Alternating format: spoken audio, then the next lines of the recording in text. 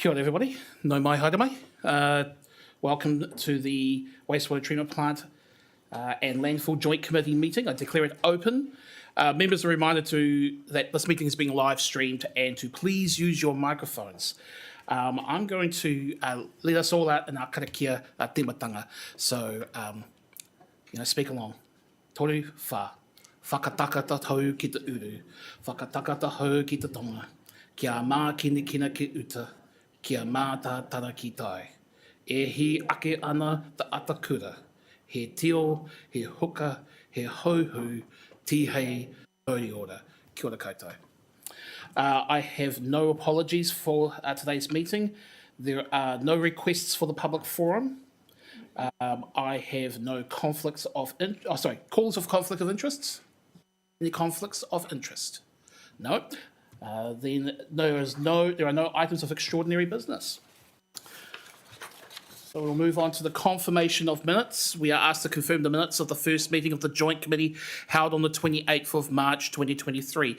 I move that the minutes are a true and accurate record of that meeting. Do I have a seconder? Councillor Fairlaw.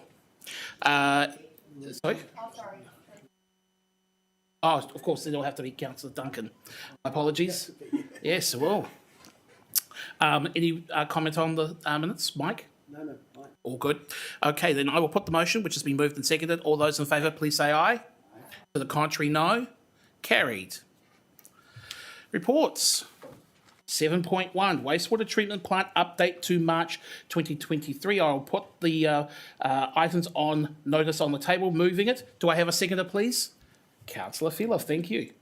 Officer comment, David Down. Yeah, thank you, Mr. Chair. We'll take the report and the attachments taken as read, but I'll invite Wellington Water officers to join the table for any comments or questions that Council has. Thank you. I'm going to acknowledge Jeremy, Stephen, Susanna and Paul from Wellington Water. Please come forward and thank you for coming in to speak to the item. Before I open up for questions, does anyone from Wellington Water want to give any broad comment in addition to the items on the table? No? If not... Through the Chair, perhaps just in David's covering report under the heading Three Waters Reform, I've asked that matter be put in front of you just so that you realise with the water reform going ahead, if we do move to an Entity G sooner or later, whether it's July 2024 or July 25 or something like that, causes a wee problem for this committee because the Porirua Wastewater Treatment Plant will go into Entity G and Porirua City Council, Wellington City Council won't be responsible for it anymore. So this joint committee looks after Spicer Landfill and the wastewater treatment plant, and we've been trying to figure out what should we do about that. And some of the thinking is, well, legislation will gazumpus all around the country or different sorts of arrangements between territorial authorities. So it's just to let you know that as we watch that through, we're looking at it, and with Wellington City we'll work out what's the best course of action. And then there'll be a conversation when the asset is transferred to Entity G. Do we need a joint committee for Spicer Landfill? What's the nature of the deed, etc. So that will just lie on the table until that time. So that's what that is about. It's just to let you know that at some stage, and it may well be within your term, your 3-year term, that this comes up. I have a question request from Porirua, so I'll go with that first and I'll come back to you guys. Oh, okay, through you, Mr. Chair. Are we open to questions now, or was that part of the report? I noticed that you had you indicated that you wanted to ask a question. I thought I'd let you have the chance I because do. it may have been pertinent to what was just mentioned previously, as opposed to the other items on the table. Yeah, well, so it was just thank you for that. At a hui yesterday, there has been an update though that I'm sure the Mayor is aware of. So it's good to know that, but I think that might be a bit premature. Did you want to In regard to the report, with item 22, the consent application, although we had been expecting by the end of May, we've had further questions in the last week from the commissioners, so that decision is not going to be released by the end of May. Okay. Porirua Kelly. Now, I do have a question. Could you expand on item 21, please? I'm not all that close to that particular sewer renewal project, to be honest, so unless Paul can comment, I'm afraid I can't. The reason why White House Road sewer renewal. The reason why I'm asking is because not the last meeting, the one prior to that, I understood that that project was going to be deferred. So I'm interested to know what's changed and what's happening now. Does anyone want to answer that? Yeah, I can help answer that. Okay. At this stage, the White House Road sewer renewal, it's in design phase. So there's not to my knowledge it has been deferred. The other members that were here will probably recall, because particularly the ones that live in the bay, we were very interested in this because we didn't even know that that existed there. And what we were told in that meeting was that it wasn't progressing because the work that had been done to date, it didn't look like it was going to last. So they didn't need to do any further renewals at this stage. So that's why it was being deferred. But you're now saying that it's going back to the planning stage. Well, it's in stage 3 and 4 of White House Road is in design, concept design at the moment, yes. Through you, Mr. Chair, I really would like further clarity on that, because if we've been told something 3 months ago and then we're told something different in this meeting, we need to have that information in front of us. I agree. David, I'll let you answer. You had your hand there. Yeah, thank you, Chair. My recollection is that certainly the project had been delayed as geotechnical work was being done to determine the best method of renewal. But in response to Porirua Kelly's question, what I'd like to do is just go back through the record and check exactly what was actually said and clarify. But to our collective knowledge, I don't think we ever decided to defer the job, but certainly it was delayed. Just to that request, and thank you for that, could you give some clarity as to making sure that that update comes before the next meeting rather than waiting for the next meeting because of the relative infrequency of these meetings? Councillor Duncan.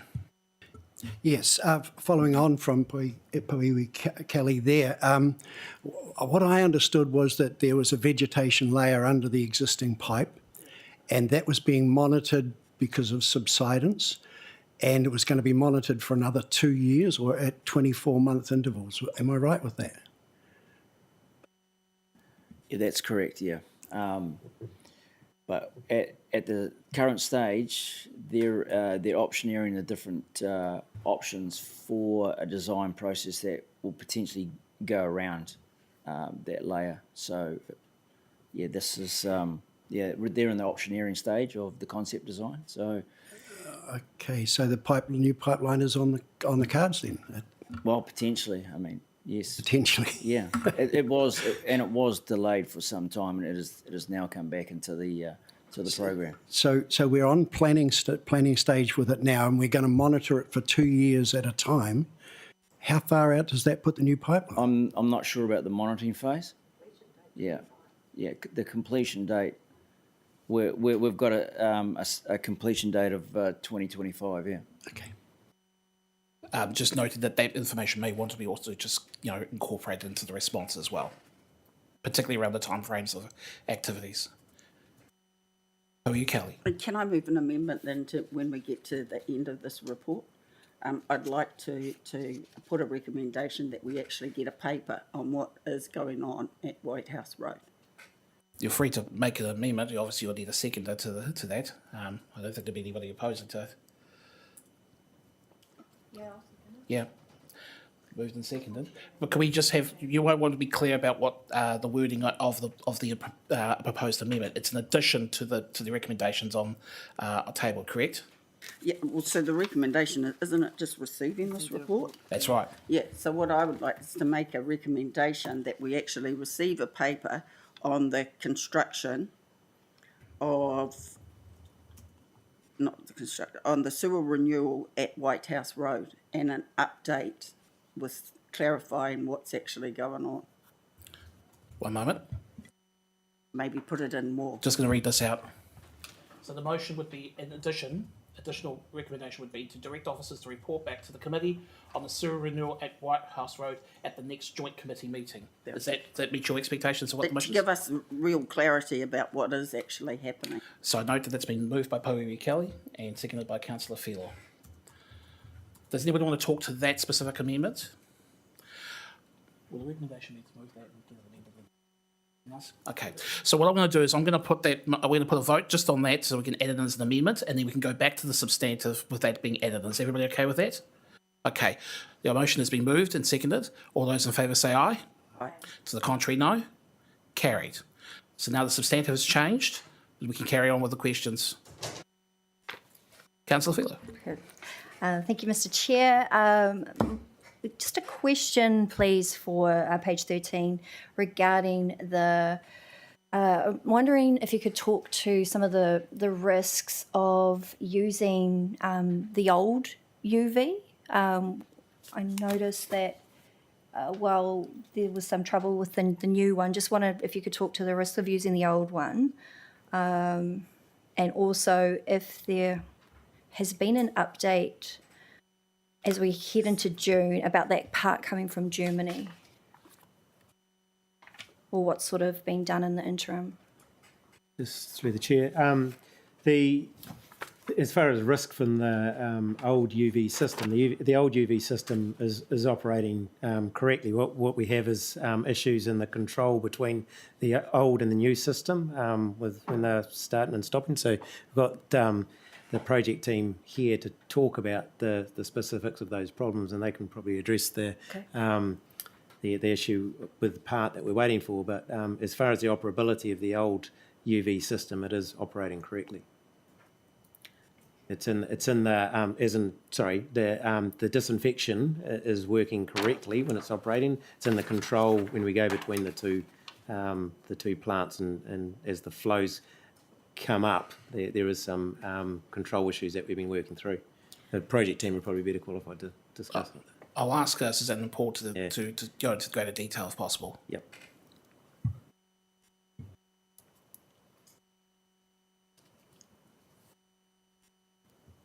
So you want to know why the new system was put in and the old system. It's a question about the. Oh, the part from Germany. Oh, sorry. The part from Germany is 6 to 10 weeks out. So we're only into 1 or 2 weeks of that at this stage. So we're probably now 6 to 8 weeks from it arriving in the country. Yeah. So in the interim, is the old UV being used as the? Yes, Right. So that's the slave. So that's the main system now. Okay. The old the tax system. So using the tax system to do the at the moment, and then when the new system is brought up to speed, then we'll be able to split flows. Can you remind me of, I guess, if the old one is holding the job, is the new one more efficient, or what's the benefits of? The new UV system is slightly more powerful, Okay. so the bulbs are brighter.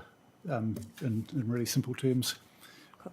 So the intention was to move to the new UV system because it was more had higher power, and to use the old system as an extra for when the flows come up, because both of them by themselves don't have full capacity to get the wet weather flows through, but together they can.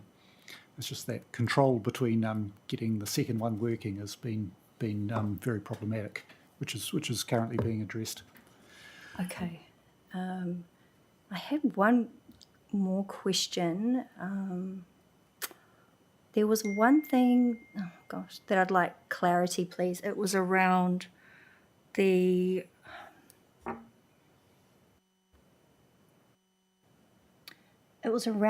actual water level, and I'm just trying to find where it was mentioned here. It was saying about the height, the water height, in a wet weather event. I'll find it. And Yeah, no, it's paragraph 9. So what happens is as the water goes past the bulbs, the water level in the channel drops down because of that friction, that hydraulic resistance. And so the water level at the start of the channel, yeah, the start of that, 3-4 metres, is only allowed to be a certain amount lower by the end. But what's happened is it's been lower than expected or lower than designed, and so the safety system comes into operation, and that's been one of the key issues which the team are trying to work through. right. So it's the bulbs can only be so far out of the water, otherwise they can overheat. So that's the Well, the part that I didn't get was it said it was I'm sure it said it was in a wet weather incident, so I would have thought the water would have been higher. Did I read that no, wrong? there's a motorised gate at the end of the channel that tries to keep the level in a constant level at the downstream end. Sorry, it's a bit complicated. And so during wet weather, there's more flow coming through. The downstream gate lowers a bit, but the overall friction, the hydraulic head loss across those bulbs as it goes through, has been more than expected. So it hasn't been able to cope with that full flow. So they're working through exactly why that is, and been to site and inspected the channel and found some issues to work on. Okay, thank you. Councillor Duncan, then I'll go back to Porirua, Kelly. Yeah, if we can go back to that faulty part that we're getting from Germany, is it just a part of the equipment? And if it is, can we not carry a spare or something? Are we at the mercy of things falling over like that quite easily? I mean, it's a brand new piece of equipment, so we obviously didn't anticipate it failing at this point. So we will be looking at the spares that we carry for the unit in time, definitely. But yeah, it's certainly a surprise to us that it failed, during commissioning. Yeah, I've got a couple there actually. Page 13, item 6. The plant received a record of odour from one resident, noting 24 incidents. Were there no other residents that actually complained about this? Because it strikes me that might be their own house that's causing the odour. No, the chair. It appears that they complained once about 24 events that they'd smelt, but I mean, I think it's one of the neighbouring properties of the treatment plant and that new subdivision there. So, it's probably a legitimate complaint. We're just going to work through what we can do about it going forward. Okay. Yeah, I think you describe what work we're doing there. Cool. Going forward. Okay. Item 10, I thought we were going to see a copy of that draft operation manual. Are we going to? Through the chair, it's here with David. David, have you printed it out? It's on your desk. There's a folder there. So Wellington Water have supplied it to David. If you'd like to see it, Councillor Duncan, here it is. The question that went through my mind when you asked for it in the last meeting, your governance, you're asking for an operational manual. Throughout New Zealand, do we make that sort of operational manual available in the public domain or not? I haven't gone through it, but what I'm worried about is, I'm not worried about you, Councillor Duncan, and I'm not worried about anyone round the table, but it's more where New Zealand's at with acts of terrorism and all that sort of stuff. Is there anything in there in terms of a manual that we shouldn't have in the public domain? I don't know, but it's here anyway, so have a look at it and we'll work out what you want to do with it. I just make the point that because for so long there was no manual at all at that plant, and I figure that we want to know that things are actually being covered well in it, or whether this is just a draft or a daft report. I don't know. You're in good form today, Councillor. Councillor Duncan's point's a fair one. It was an issue that was raised in the previous term of this committee as well, in terms of making sure that, in terms of health and safety at the plant, that the operations manual was one more source of explicit knowledge to assist those who are working at the plant. I acknowledge that the report is here, and I'll give you the opportunity to go and look at it, Mike, and if you're not happy with it, you can always come back to us afterwards. Okay, Does that resolve your concern? Yep. One other question. Carry on. Page 14, the treatment plant project update. Item 17, the backup power supply for the UV system, 400,000 estimated cost. If the upgrade can't be included in current funding, what then? Through the chair, it just goes in your unconstrained funding. It's already built in for Entity G. So the conversation is, do you want to direct Wellington Water to spend 400,000 for that generator and something else drops off your current program that's valued at 400,000? At the moment, Wellington Water wouldn't recommend it to us, but it is in your unconstrained program that Entity G picks up. So we're open to that sort of conversation. You can say, could we find out, please, Wellington Water, if we direct you to spend 400,000 now on a generator for the UV system, what won't you be doing in Porirua for 400,000? Does that make sense? Speaking to that question, that's a decision that would be made by the full council as opposed to this committee, correct? Make a recommendation up to the TPK, please. That would be a sensible thing to do. But in the first instance, if you wish to proceed with it, you might ask Wellington Water to provide us with that recommendation, what drops off. I would think that that would be a better way of approaching the problem. However, I'll take Porirua. I would be more concerned about not what drops off, but what's the consequences if we don't do the mahi. That's what I think is more important. I mean, we can fiddle around the edges with budgets, but I mean, if this is going to impact negatively on our environment, then that should be the priority reason why we're asking for the request. Through the chair, there's a lot that impacts on our environment across Porirua in this space. As I've always understood it, and Steve, you might help me here, the primary treatment happens further up in the treatment plant. The UV is a secondary treatment. While we weren't envisaging any discharges, some have occurred. You're trying to get that sorted, but you can never get past the fact that if there's a power outage, you haven't got a generator there, which is where we've been caught out, correct? That's correct. There is a generator for the main part of the plant, but there isn't for this UV system, and there hasn't been for the last 20 years. So when the power goes out, that UV system is not powered. So this would be an improvement on what's currently been in place. But, you know, there are many other competing priorities. So just for clarity, are we asking that? Are you asking that, Councillor Duncan? That we, a recommendation that we find out?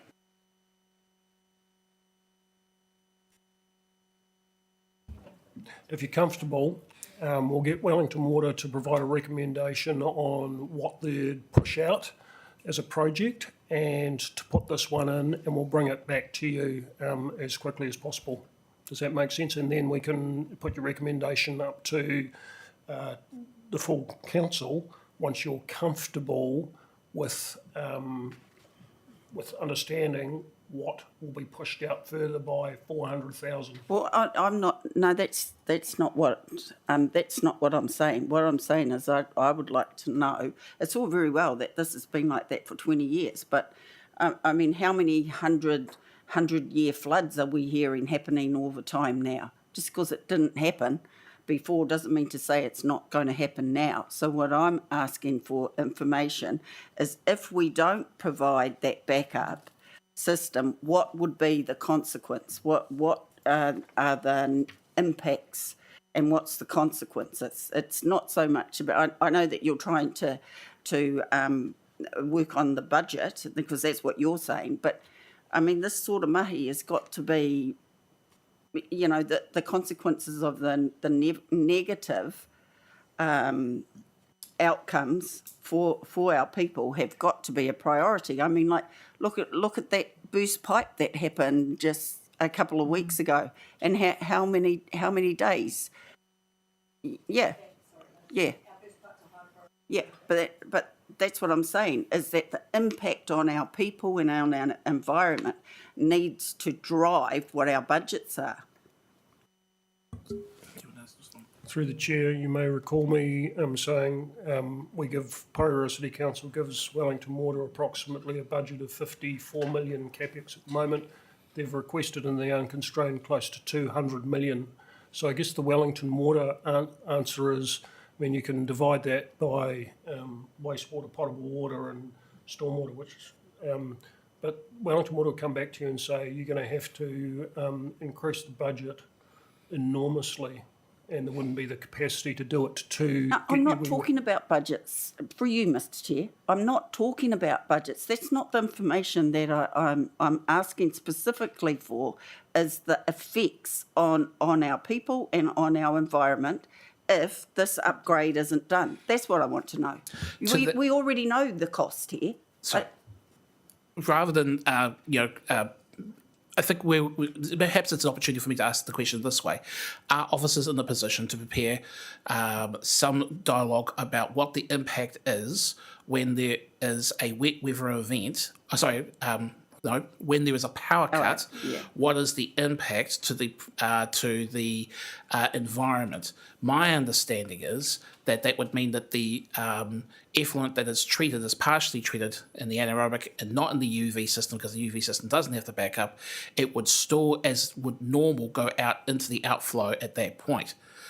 So, and also, can I just double check as well? The UV treatment was a condition of the second resource consent. That's what was the additional measures put in. So, yes, it has had a period of time, but it's also part of our consent as well.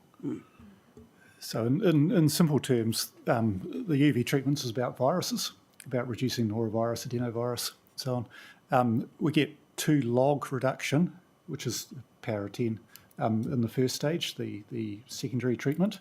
And so we get about 1 log reduction. We're relying on about 1 log reduction to get down to safe public health limits through the UV. So the majority of the treatment is done upstream, as Mr Dalziel pointed out. So this is about a period of time when the power supply the mains power supply is not on, so it's fairly short periods of time that you have a slightly increased risk of public health outage. You also have other issues in the network, like wet weather overflows, which are regular issues, which are fully untreated wastewater going out. So on balance, it's not the highest priority from my perspective in terms of environmental impact, water quality impact.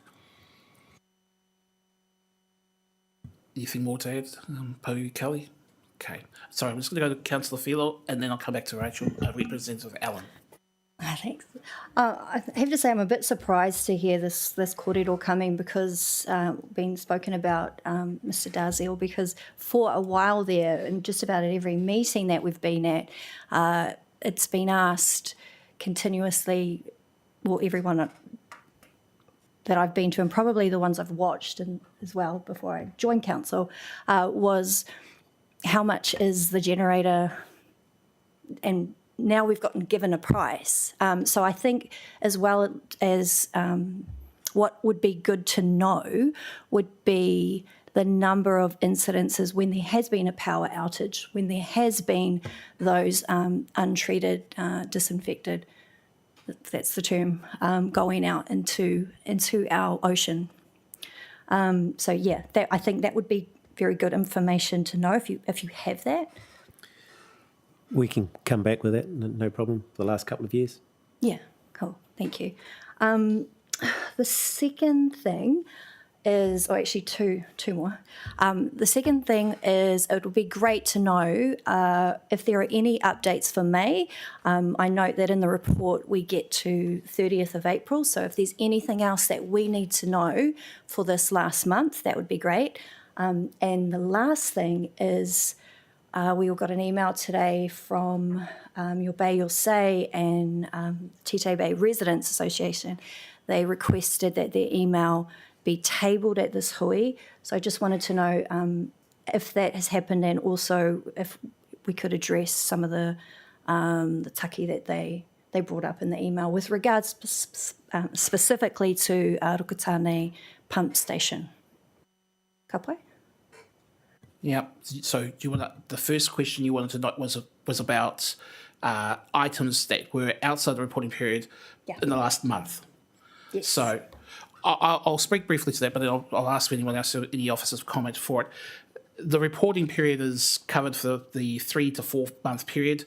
There is always a latency in getting that material prepared by Wellington Water.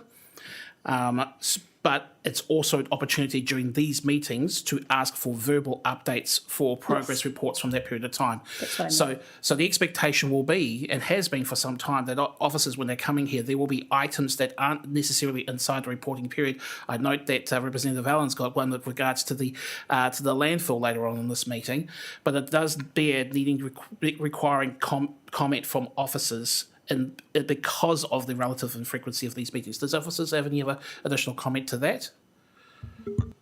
The only thing through the chair, the only thing I'd say is the reporting period, when David Down writes his report, he does it for a 3-month period. Wellington Waters and that's to the end of March. Wellington Waters goes to the end of April, so you're getting a wee bit more in there. Pretty flexible on that, but at this meeting, if there is anything, any oral updates that an officer could give the committee, they're more than welcome to. Do we have anything that we have in response to the council's question? Just looking, I have nothing. David, you have nothing? Wellington Water, anything that's significant? I can't say with confidence that we have any more interruptions to the UV during that period. Not that the last one is reported as, I think it was the 3rd of May. Was it 3rd of May?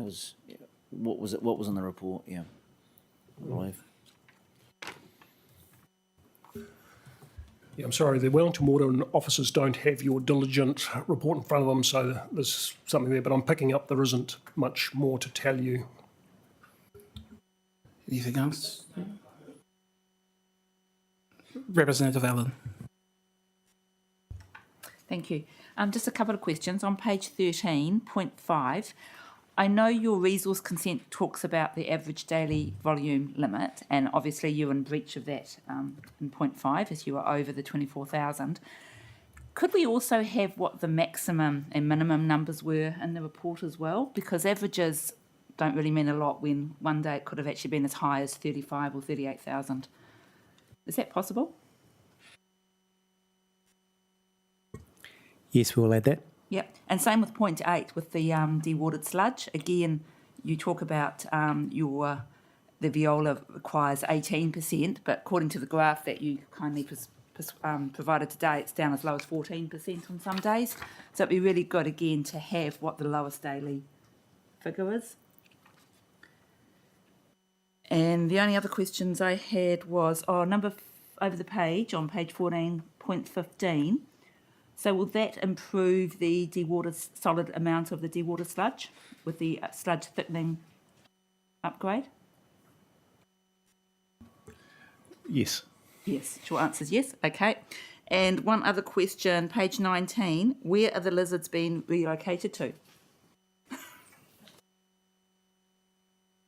Somewhere nice, I hope. No? We're not sure. Is the short answer. It's been We can find out. been dumped. Okay. And just one other question on I think it's part of the same report, page 32. Is it the Know Your Pipes? The people you don't get any responses from. What's the next step? Yeah, through the chair. So the next step is that Wellington Water can bring about enforcement to a certain level, but at a certain point it is actually the local authority's responsibility and our powers of enforcement under the Local Government Act to step in. So the last step which we will take, and we've recently just completed a review of 2 letters that would follow up to the property owner, which carry some, shall we say, legal description of the consequence of not following up. Councillor Duncan. Yeah, I want to go back to the lizards. We've got something tabled at this meeting from Michelle Warsorski, Mari Wright and Brian Warburton, complaining about the state of overflows, etc., all the way, and how bad it is. What they don't know is that DOC has put 6-month delay on the storage tank that we're trying to build to solve this problem. So we're copping it in the neck for it, but DOC are blithely mucking around with some lizards that are pretty common to the area anyway, and it's gonna cost us a fortune more than the $80 million we're already looking at spending on the tank. I don't know, is that a question? No, I'm going to just, unless you want to speak to it. Through the chair, if you think of biodiversity in New Zealand, whether it's plants or animals, we acknowledge that we're not doing so well in New Zealand. So I think any part of New Zealand where you're doing a large capital project near biodiversity, you're going to get hit with these things. So what's happening in Porirua is no different than anywhere else in New Zealand. That the game has changed. You have to have a lizard management plan where they're rehomed, and that takes some time to do it. And so it's frustrating. Also inside that 6-month period is a 4-month stand down that Wellington Regional Council has over the winter period because of sediment going into the harbour, etc., and experiences we've had recently with large projects like Transmission Gully throughout the region. So they're upping their ante as well. So that fact that we're being sort of caught with this, we have to take it into planning with our other projects like shared pathways, etc., anything around the coast. I'll just speak to that, then I'll allow you to carry on with your next question. Bear in mind, Councillor Duncan, that the Porirua City Council strategic documentation plan talks about improving biodiversity within Porirua. Whether or not there is a sizable population or not of one particular species of lizards, whether you like them or not, that is part of the biodiversity of Porirua. What worries me is the hierarchy of concern there is. Are we more concerned about a lizard, or are we concerned about people's health, the health of the harbour, the health of our streams, and the health of the flora and fauna that live around those streams and in that harbour? Are we giving the lizards a priority over that? I would point out that your question actually alludes to the answer, which is the flora and fauna of Porirua is also impacted by the quality of the water, indeed, but also the very improvements made as well could also impact them as well. Maybe we should take an approach of first do no harm as our role as kaitiaki. Any other questions? I have to follow that. First do no harm, but the harm is being done by the inflow into the harbour, surely. Yeah, I'm gonna end it here, Mike. But we can have that conversation offline. Any other questions, Councillor Filo? Sorry, just coming back to my last question around the email, Rukutane point. I just note in the last email, the question was that the Rukutane pump station is included in the schedule of assets applicable to PCC, WCC joint venture agreement, and we're looking for confirmation from Wellington Water to confirm if this is the case. Can someone speak to that? David? No? Yeah, thank you, Mr. Chair. Yeah, as stated in the in my last report to the Joint Committee, the Rukutane Point Pump Station is a joint venture asset.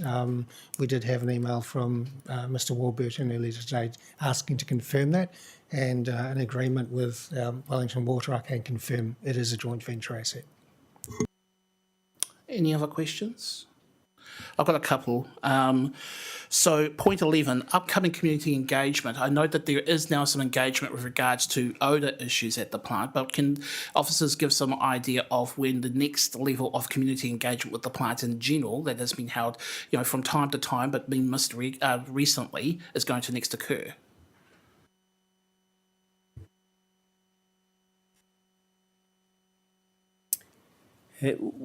We book those community liaison groups after the annual report so we can speak to the annual report. So we get the report from Regional Council. And so for the elimination of doubt, you guys are on a March, April financial year? No, July. June, July. Okay. All right. Next question is around question 9. I just want to follow up again with regards to the time frame around this.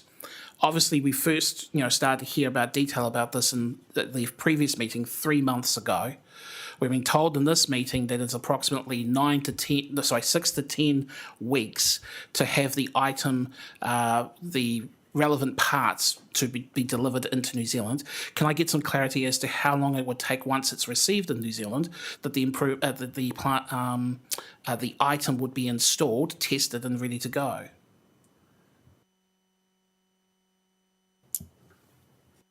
As soon as the part comes into the country, we endeavour to have it installed and tested, and hopefully during that period of time, if there's anything else within that UV system, we will also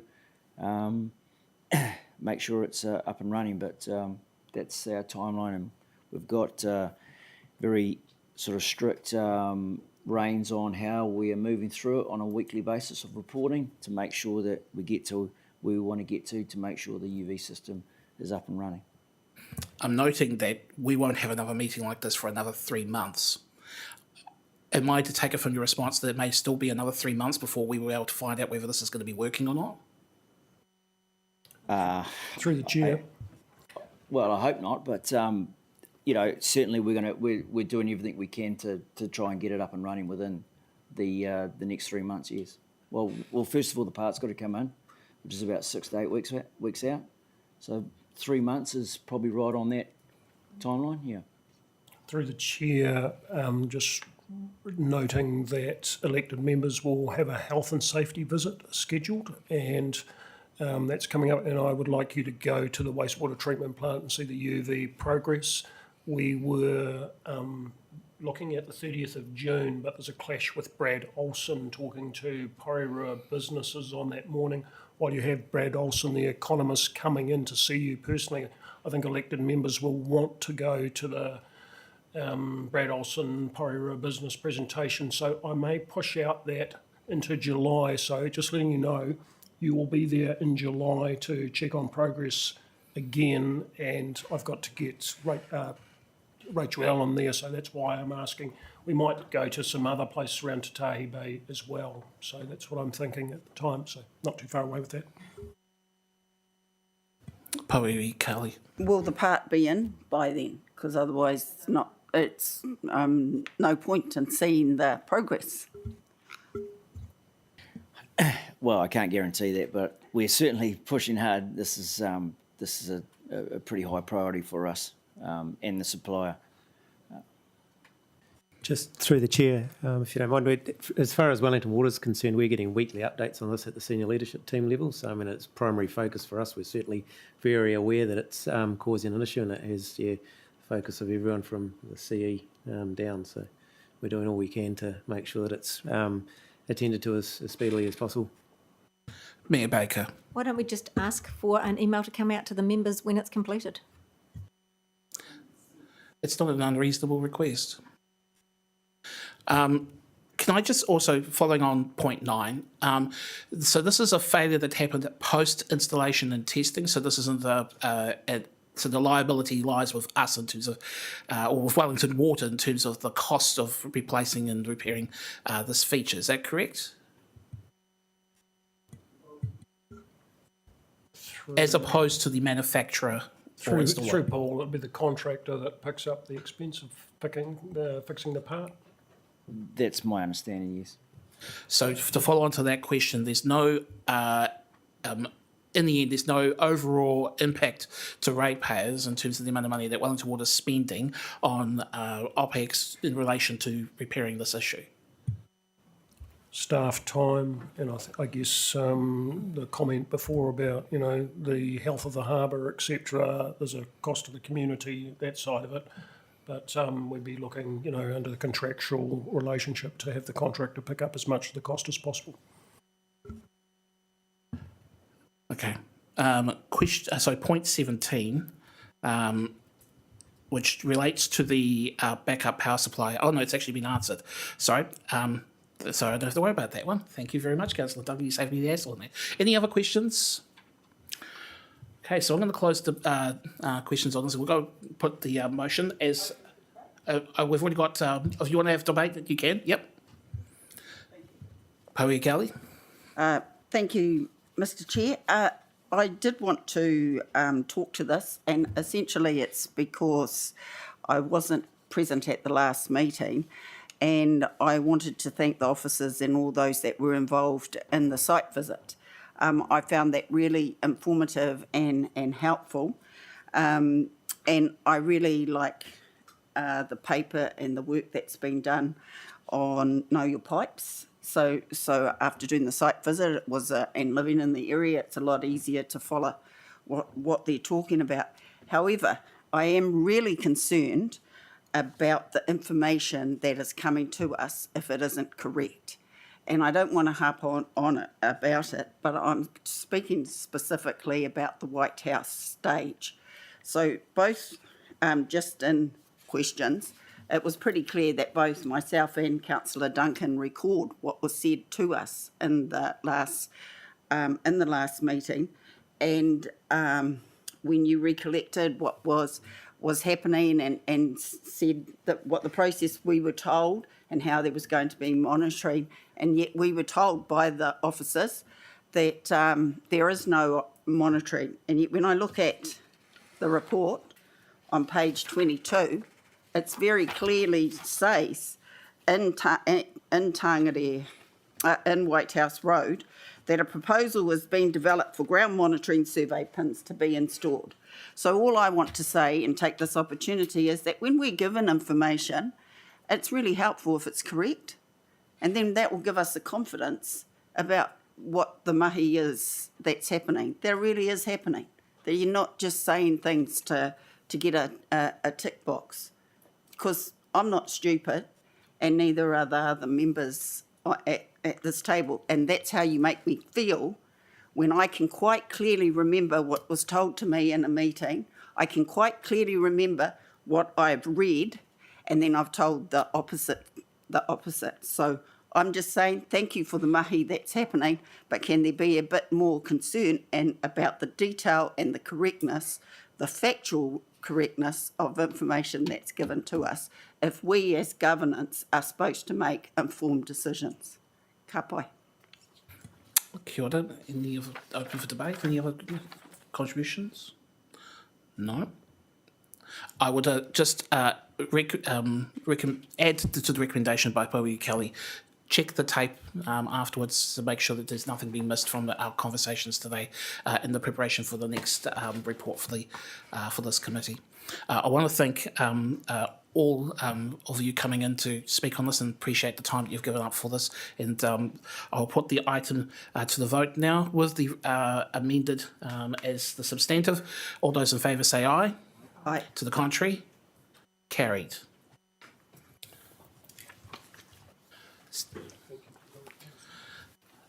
Sorry, just to reiterate the point, thank you again for coming along. Thank you again to the work of Wellington Water being able to do this important infrastructure improvements wherever they are, even if they're not necessarily at the plant itself. Kia ora. Thanks again. 7.2. Spicer Landfill Joint Committee Update March 2023. I will move the item to be put on the table. Do I have a seconder? Councillor Duncan, thank you. David Down, your for officer's comment, do you have anything to add? Yeah, thank you, Mr. Chair. Just a couple of notes on things that I've popped in here. Firstly, page 47, paragraph 10, anticipated the next discussion. This is in regards to the gas to energy discussion that we're having with an external company. I had wanted to bring an update to this committee. That will be for the next committee. We are meeting with the company next week after having taken a little more time than I had anticipated to go through their detailed proposal. Secondly, just to clarify, page 47, item 21, this is regarding the independent review of our landfill operations through consultants Morrison Lowe.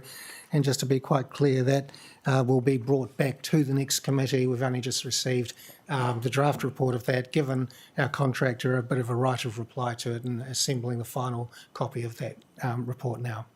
Other than that, Mr. Chair, I'll take the report as read and invite any comments or questions. Okay. Questions? Councillor Duncan. My first one is odour complaints, page 47. Item 14, cannons have been changed from petrol to diesel, running 24 hours a day. Is that a permanent fixture, is it? And what does that do for our emissions? Yeah, Mr. Chair, that will be permanent until such a time as we've been able to determine which of these actions is actually having a positive impact in reducing odours. So at the moment, we're not taking it necessarily as if we've got 10 actions we're doing, This is the one that's working, so we're running all of them. That change from diesel to petrol was to allow them to, they will run longer on petrol. Diesel, they were cutting out after about 12 hours at 3 o'clock in the morning. So the emissions is probably not the best, but it's short term compared to the life of the landfill.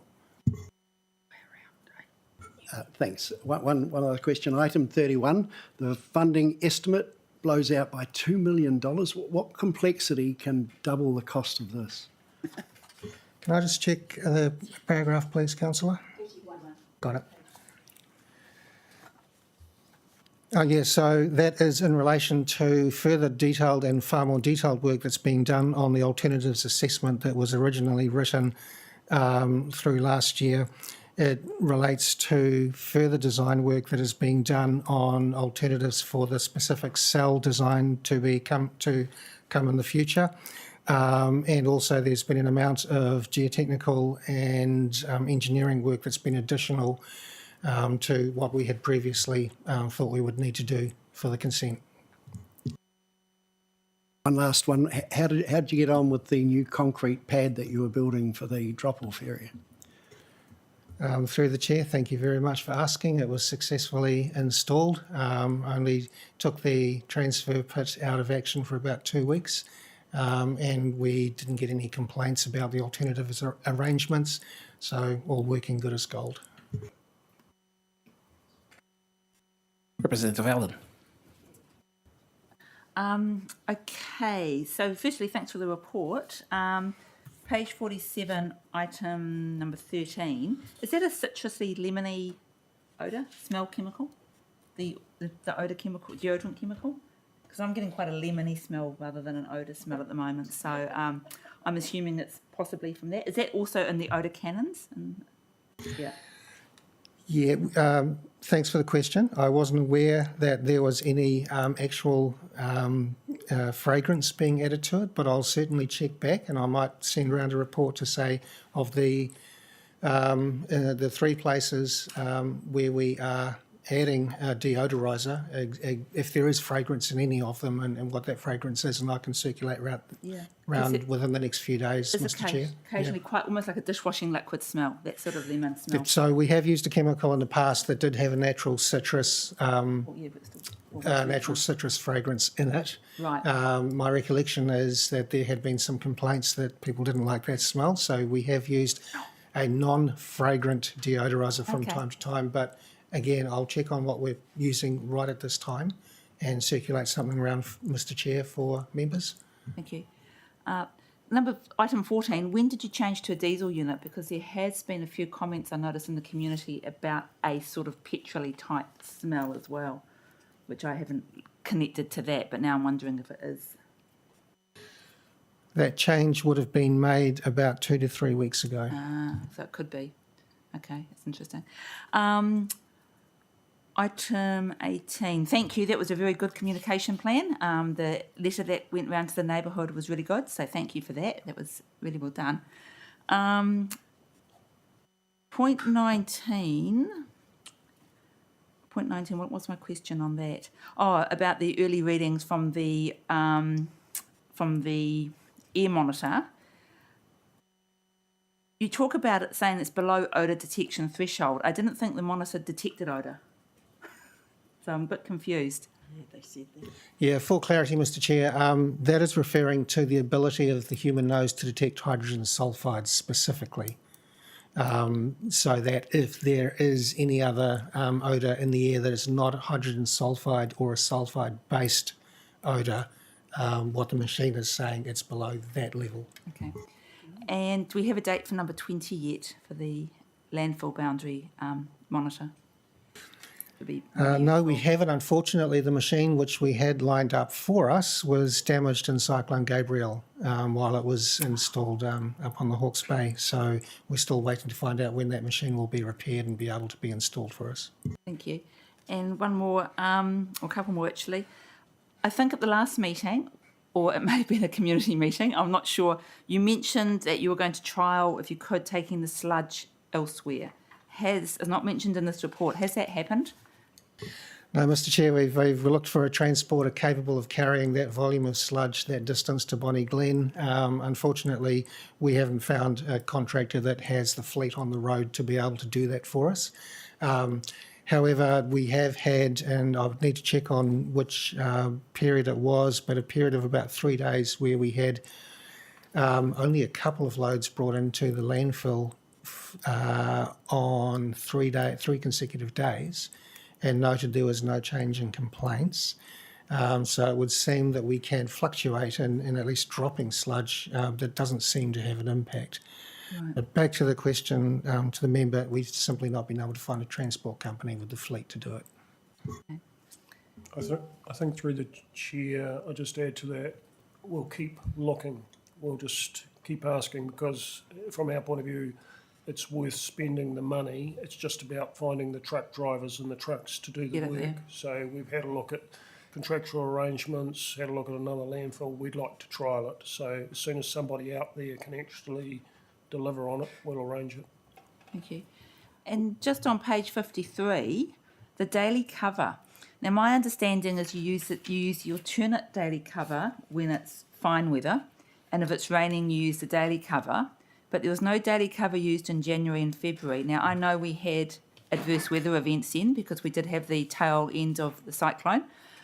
So why was no daily cover used in January or February? Mr Chair, I'll need to check that figure has come through correctly from EnviroWaste. That doesn't quite ring true. It will have been used at some point, so I will need to check back with them. I will correct it if that's incorrect and send an update round to the committee. Thank you. Thank you. No more. Is there anything to update us on regarding anything that's happened since the end of this report, particularly the event we talked about earlier that the rest of the committee might like to hear about, the Mitchell stream? Yeah, Mr Chair, received a complaint, I was going to say from a resident, from notification from board member Allen that there had been discoloration and quite a bit of foam seen in Mitchell's stream. I can't recall the date, it was about 3 weekends ago. 7th of May. It was notified to Greater Wellington in the first instance, who then also passed it on to us. We have taken a sample from the stream either that day or the next day. I'll need to be sure of that. That sample has now been tested. The test results were back with EnviroWaste on Saturday just gone, the 27th, and we are expecting a report from them very shortly to say what the causes of the discoloration and also the foam might have been. EnviroWaste advised me earlier today, speaking to the Lower North Island manager, that they are more concerned about the discoloration because that's potentially an indicator that the sediment retention pond hasn't been able to cope with a heavy flow. So that's something that needs to be remediated if that's the case. With regards to the foaming, they suspect that it's possibly related to the velocity that the water was being discharged from the SRP, the sediment retention pond. After that, I'd need to wait until I get the full report from EnviroWaste, including the analysis of the test result, to be able to report back any more definitively than that. Just one last question.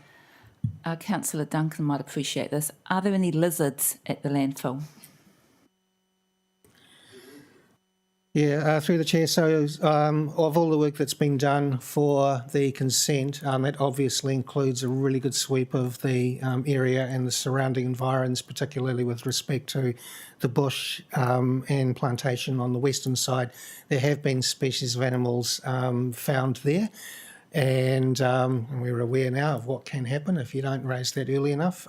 So as the consent is in preparation, we expect consultants would be also aware. From memory, there was bats in the area, most likely lizards and skinks as well. So we are aware of it. We've gone looking for them, and it would be taken into account.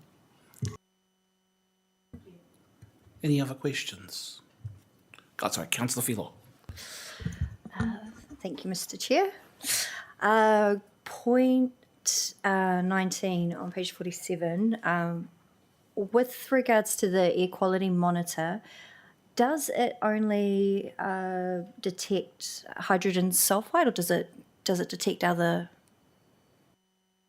other things? Yeah, it's detecting two things. So primarily, we were looking to see if there was any landfill gas coming across the boundary. So therefore, the machine that we've had installed looks for hydrogen sulfides, which is the indicator that there's gas coming. The other thing which we've elected to have installed in the monitor is also measurements for particulates. So that's talking about very, very small particles of dust that are in the air, because obviously we've got a site which has a lot of open cover, a lot of potential for there to be dust drift across the boundary. So that's also being measured. With regard to anything else that might be odorous, one of the very difficult things is that, as we've said, the best odour detector is actually the nose, and we are limited in what we can actually, instrumentation that will detect what might be an odour. Hence, we've gone for the hydrogen sulfide and base detection. Yeah, because I believe what I heard from the tower residents was I mean, obviously the odour is an issue, but it was more what are they breathing in as well in terms of the air quality. So that's why I asked that. But that also just triggered me to remember while you were speaking about the odour. I recall one or two speakers who referenced that they had like an allergic reaction, and there was going to be some sort of follow-up around what was in the actual product. Did anything come of that? Do you have any updates for that?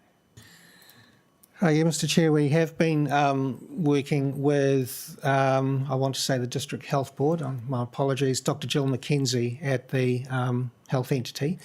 And Dr. McKenzie received some information from us, product safety sheets and data sheets on exactly what was being used in the odour neutralisers. I don't have an update on whether Dr. McKenzie has necessarily, well, she doesn't approve those, but she will certainly give an opinion on, from the medical point of view, as to make sure or confirm that it's safe for us to be using. I will endeavour to just speak with my officers and chase that conversation up with her. Yeah. Thank you. And your... Two more. Yeah, go ahead. Yeah, cool. That'll be great. Thank you. So, point was on page 50. There was 2 points that I wanted to ask. One was the workshop that was held. Was that actually held at the Runanga? Is that what that was referenced to? It's on page 50. Yeah, page 30. Was that? No, that's yep. So that discussion was had online as a Teams meeting with 3 members from the Runanga. Okay, cool. Thank you. And just the last one was, I'm not sure which point it is, but can you remind me who was the air expert that spoke to us in December, or that was mentioned in December? Yep. So that was Jason Penny. Jason is our odour specialist from Tonkin Taylor, who are the main providers of all the work being done in preparing the consent application for us. Oh, thank you. Representative Allen. Just going back to the product that's used to to deodorise the odour, I think from recollection, the information that Dr. McKenzie had was about the safe handling of the product from a handler's point of view, and we were looking for more information on the actual product itself being dispersed into the atmosphere. Yes, that's correct. That was the further discussion that we've been having with Dr. McKenzie, which I'll follow up and find out what the outcome was. Anything more, Representative? No. Porirua Kelly. Thank you. Just a couple of questions. I think it's pretty, that's pretty awesome what's been proposed about the bioenergy facility. That looks pretty visionary, exciting. Whereabouts are you looking to do that? At number 8, officers undertaking detailed due diligence on the proposal, seeking advice from the landfill consultants, legal specialists and consent officers. Okay, Mr Chair, where we are at is that all that advice has been taken on board. We have a response back to the company's detailed proposal, and that is what we will be talking to them about next week, I think on the 7th, is just, so the process has been, they came to us with a very brief proposal. We said we want to know more.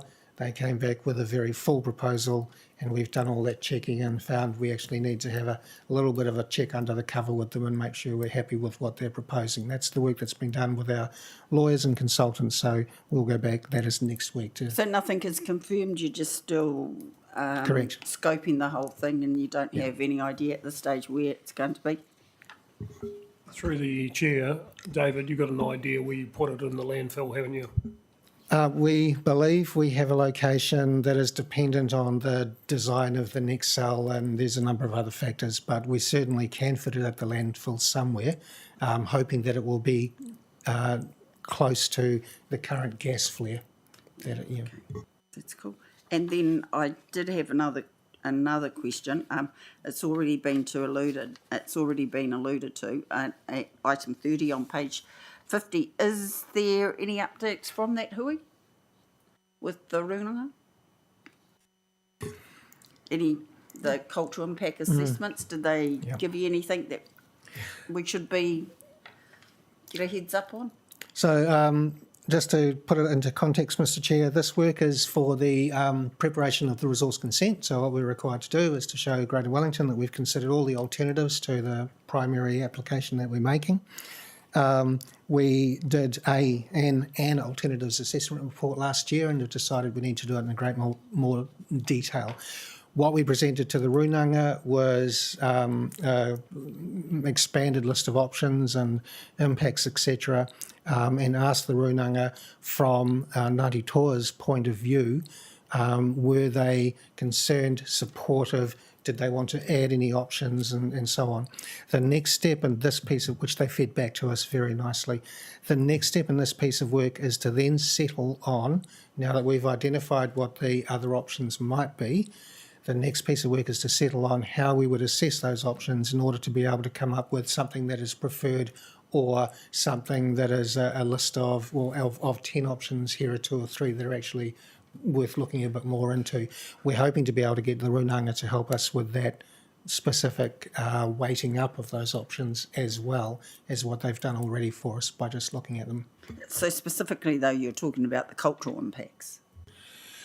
Primarily the cultural impact as seen by the runanga, but certainly we invited them and got feedback on a number of other aspects of the entire consent and indeed our waste management activity in general, which was wonderful.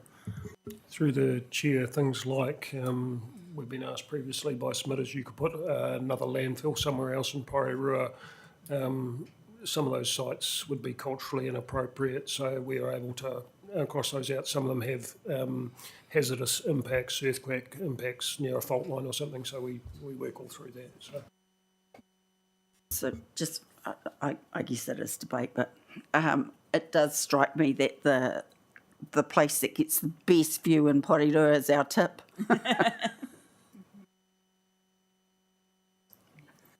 Councillor Duncan. Yeah, I just couldn't help, when we were talking about the deodorising there, thinking we've got quite a big staff up at the tip there and a lot of people in Trash Palace and other parts around it. Are any of those people expressing any concerns about what the deodoriser does to them? Through the chair, no, they haven't, and that would certainly have come through in any health and safety report that Enviro Waste or Trash Palace make for us. Any other questions? Councillor Field. This is just on page 53, that chart. Looking at March 2023 for the clean fill tonnes and the leachate. Just wondering why in March, the leachate one isn't significantly higher, but it's more than any of the other months. But why? Is there a sort of an explanation as to why it was significantly more than the others?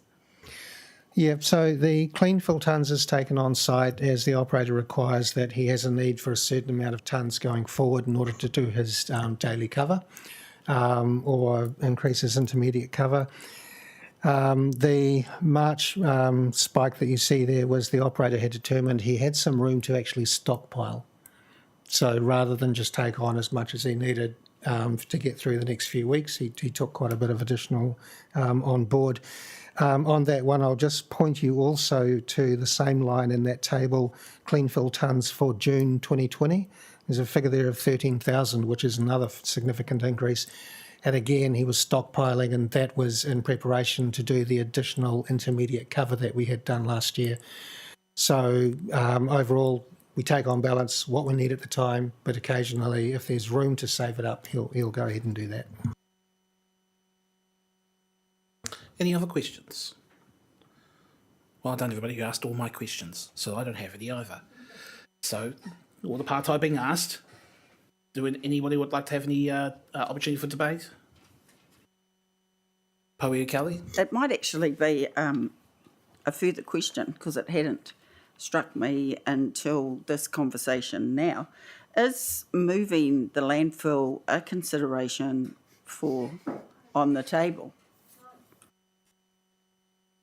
Well, the reason why I say that is that I remember when the landfill used to be where Porirua Park is, and we moved it.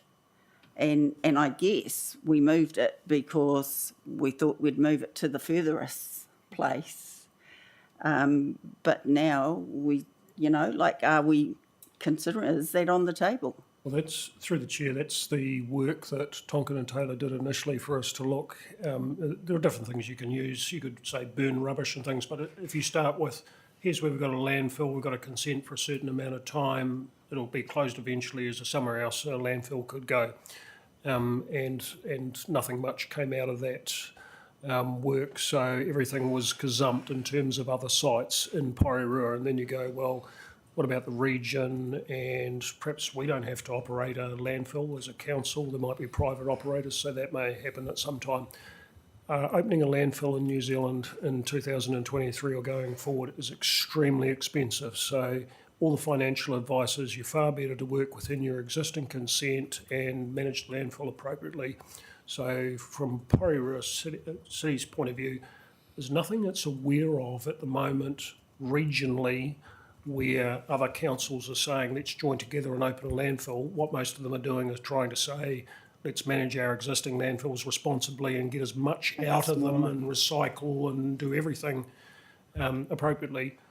We had some initial conversations with a private operator that said, we might be, because they've come to us and said, could you accept more waste? And we've said, no, we can't. We balance out revenue versus how long our landfill will last. So if they were interested in opening a landfill, we'd look at that, and that works on a model that's used in the South Island, where in Canterbury there's a landfill in the Huranui district which serves places as far away as Ashburton. There's a regional model that's entered into.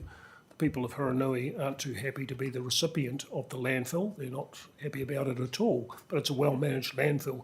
So we have those conversations, but that initial work found nothing. And so what David has said is, we're doing more work on that for the consent to see is there anything at all that we could come up with, but it really is a financial problem.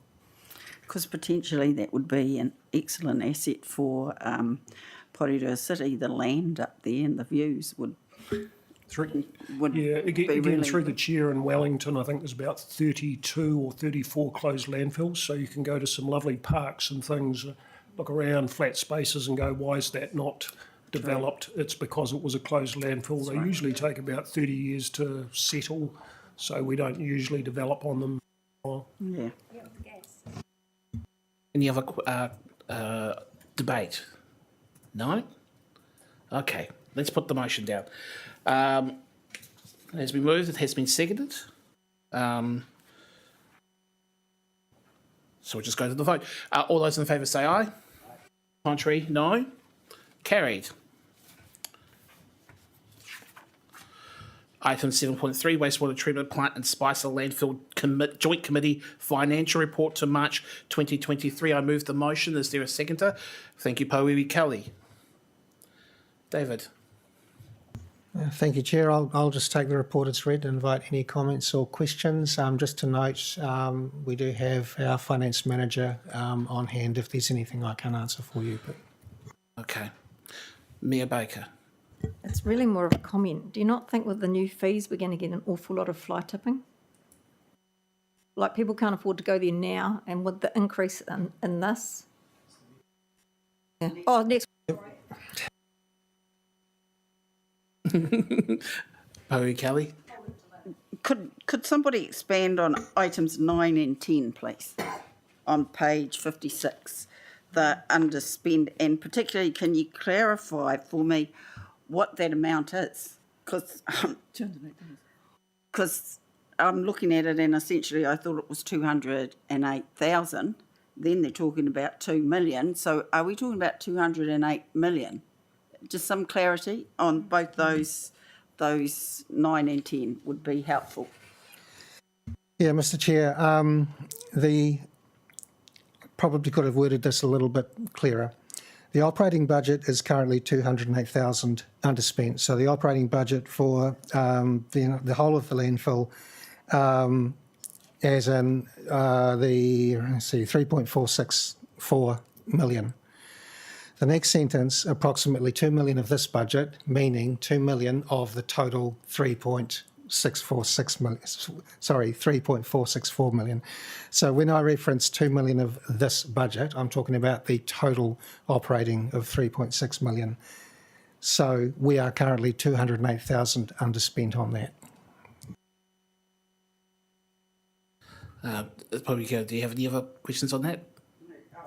So item 10, the capital budget remains significantly underspent. So it's more than 208 then, isn't it? 1,000. Yep. So for clarity, item 9 refers to the operating budget. That's the larger table at the top.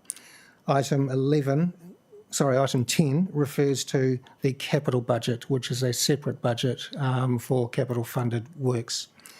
That budget is the 6 million, of which we're only forecasting to spend 1.6. Primarily the reason for that is because there are a number of projects in the capital budget which we are still working on business case and design for, which will be carried forward to the next financial year. So that's capital that you're looking to invest. Capital budget meaning budget spent on new projects or new works or major renewals, as opposed to operating, which is our day-to-day business. Through the chair, David, the capital is for digging a new cell, correct? Yes, it's digging a new cell, construction and demolition facility, and work on the resource consent. But in this financial factors. year, it's underspent. Yes, and if you think of us going for a resource consent application, we put that on hold because of odour, which explains why we're delayed in our capital program.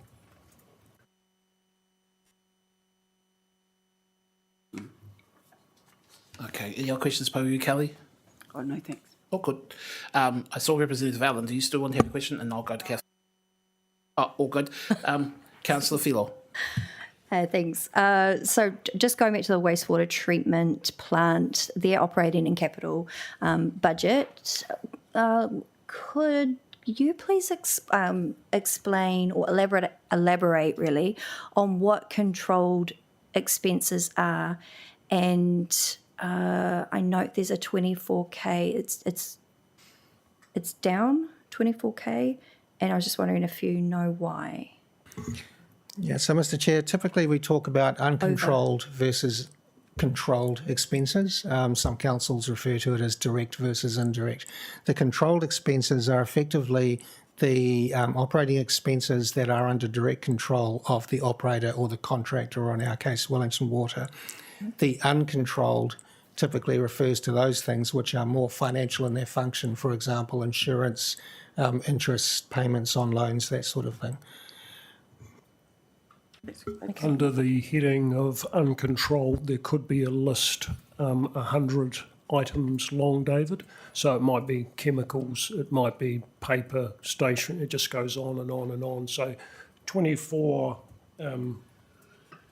is not to be worried about in terms of the financials that are coming through to you at the moment. Cool. Thank you. And going now to the landfill budget, in particular, what am I looking at? Point 11. So has this 2.5 million, is that being used for to consult on design and plans? That's 2.5 million for the C&D waste facility. Yeah, Mr. Chair, so the work that's been done on that facility to date has been some initial design and determining where the facility might actually be precisely located at the landfill. Where we're precisely up to at the moment is that we are now settling on a final design, a final location, but the majority of that won't be spent. That was for actual purchase of the plant machinery that would be required. That'll be carried forward to the next financial year from 1 July. So this 2.5 hasn't been spent or used? A considerable proportion of it has not been spent yet. And it's been carried forward. It will be carried forward, yeah. So is this the budget that Councillor Ford was asking about in the Thursday meeting with regards? Through the chair, correct. So in your LTP, you've got about 3 million in your LTP, and you've got an MFE grant of 1.5 million, which you want to take advantage of. And we've discussed with the council, you'll make a decision about the Adventure Park shortly, and that's the economic development side of Porirua City Council. The Adventure Park has a car park area, which could be used also for a C&D facility. On the other side of Porirua City Council is David and Nigel wanting to go ahead with a C&D facility. They're waiting for your decision on that. And there are possibly 4 other sites within the landfill they could do the C&D facility on. They're just wanting to get that sorted.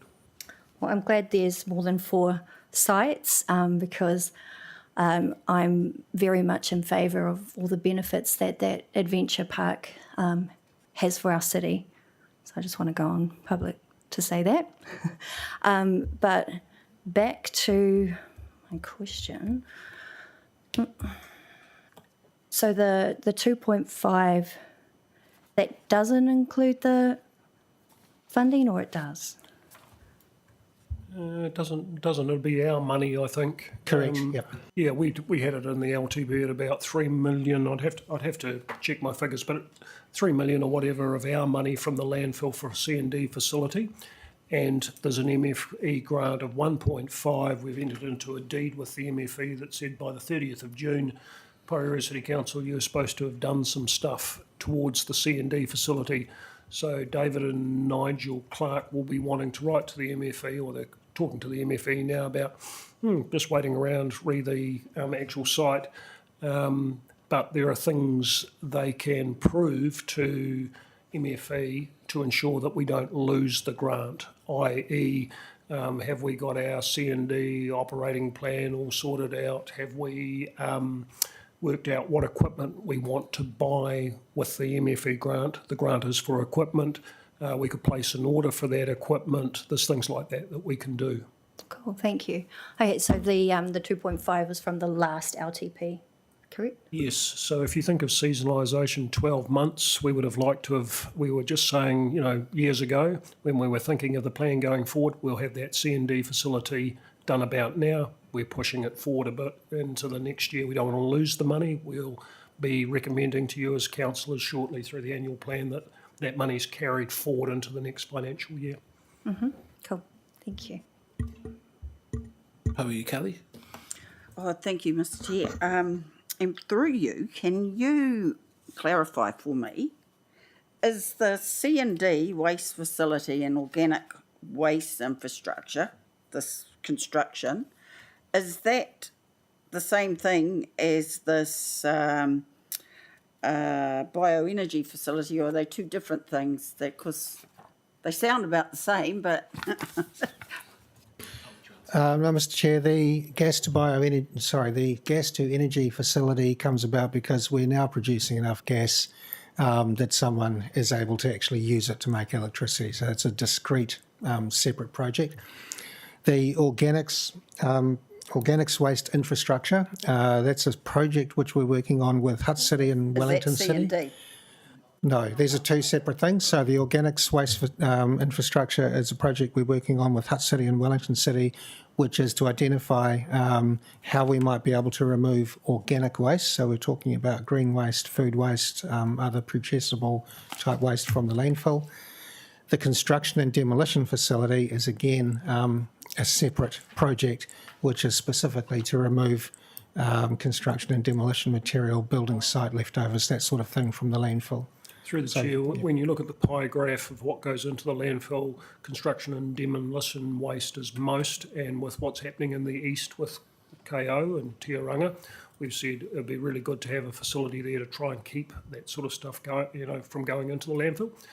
Organics, there is no preferred location for organics. It might be smelly, and the government's heading to businesses such as fast food businesses and things like that first rather than residential, so it has some plans in that thing, and we're talking to our colleagues regionally about where would such a facility go. So not necessarily in Porirua, and you'd be working with businesses to divert it from the landfill to wherever that facility was.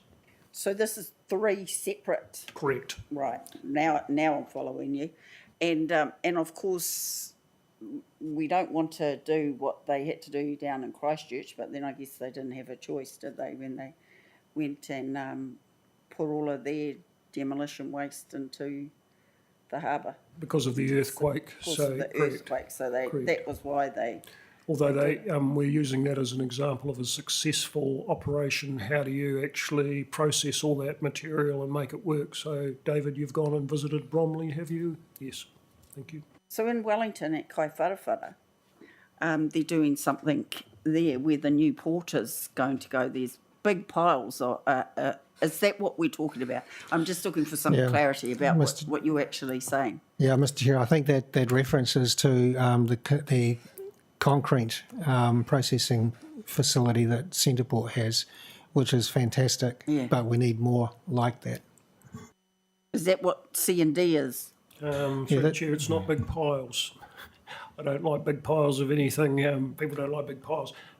It is about taking, as KO demolishes homes in the east and puts in new homes, what in that demolition can we keep out of the landfill and reuse? What is there a market for that a commercial person can bring in to that facility and say, here it is? They might have to pay a price rather than a landfill price for it, but it'll be cheaper for them, and somebody can take it out of the facility and use it for something. So it's that sort of conversation. Yeah, thank you. Representative Allen. Just one question. If you're going to divert the green waste, will that have an impact on the amount of gas available for the gas conversion project thing? Very good question. Yeah, Mr Chair, that was one of my first questions to the company that we were talking to. They assured us that even if we halve the amount of green waste and food waste going in, they still have a good 15 years worth of supply of gas in there. Okay. Any other partai? Okay. Debate? We're done. Oh, you want to go? I do, because this is pretty exciting. I think that, the options that are being proposed here, it's really exciting that we're looking at getting rid of our waste and so many different options. And when I did refer to Kaiwharawhara and the port, it is a big pile, but it's a big pile of nothing now. The way that they've been able to compact it all so that it's reusable, I think it's just outstanding. So I'm pleased to see that Porirua City are being a bit visionary here and what they're looking at doing with our waste, rather than just expanding our landfill. Because how our landfill is now, like, you don't mind going to the landfill. I remember the days when you'd have to wear your gumboots and you'd come back and you'd be just covered in mud. So it's good to see the progress that we're doing. I know we've got to do a lot more still, but good to see the direction that's been taken and the advice that's been given. If I may, And it's very nice to hear the compliment, thank you. But most of this work we're doing, be assured, this is a regional effort. All of these projects we are working on with our regional partners from Kapiti to Wellington to Hutt. We have our South Wairarapa partners on board with some of this work as well. It's a regional thing, so we're working very hard together. I was just going to make that very point because obviously our council takes on a lot of waste from this region and beyond as well. So solving the challenges of filling up the landfills at a far more accelerated rate is going to require regional collaboration. I'm looking forward to the next meeting where there'll be a proper discussion about the biogas to electricity option. Like it has been said before, potentially has a positive impact for Porirua. There are projects like this. There's one in Wellington already that has a similar outlay. I'm really keen to see what the proposal is in detail before making any broader comment, but totally agree that it is a positive thing. I'm going to end the debate here. We're going to put the vote. So, all those in favour say aye. To the contrary, carried. 7.4. Spicer landfill fees increase. I move the motion. Is there a seconder? Councillor Duncan. So we're going to have an opportunity to ask questions on this one. However, I note that Mayor Baker, you did ask the question beforehand, so I will ask that again. What is the risk around fly tipping increasing because of the financial burden that an increase like this would have on people going to the landfill?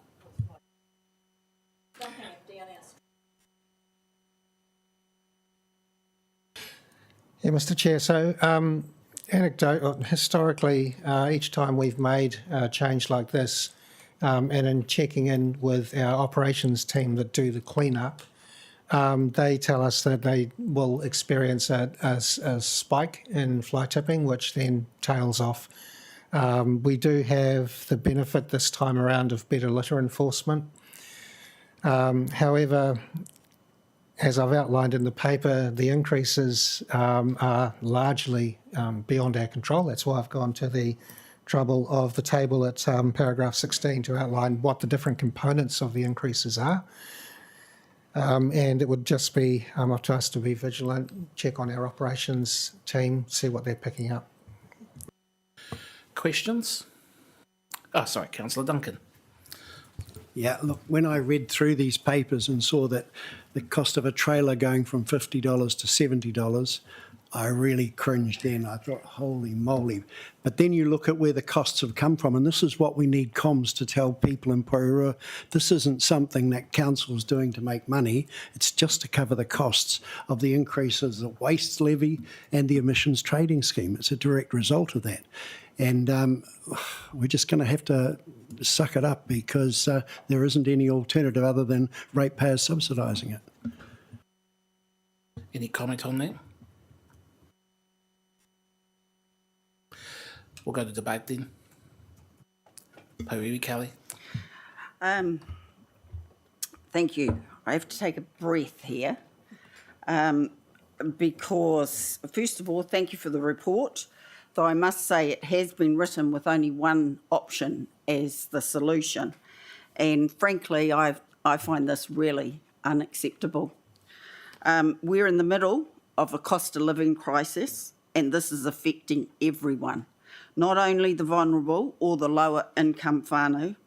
Today in Porirua Whānau Centre distributed 30 food parcels, and 4 of them went to families where two people are working and their total income was 100K. So this is affecting everybody in our community, and I just find it ludicrous that we would be looking at making proposing a 21% increase in our tip fees at this time. Now, from the previous paper, I can see that this council can be visionary. They can look outside the square, and I think that that's something that we need to do, and particularly given our financial report where we have 208 400,000 that has been underspent, and that they're saying in the report that that is a huge amount and that there's other things that have been underspent.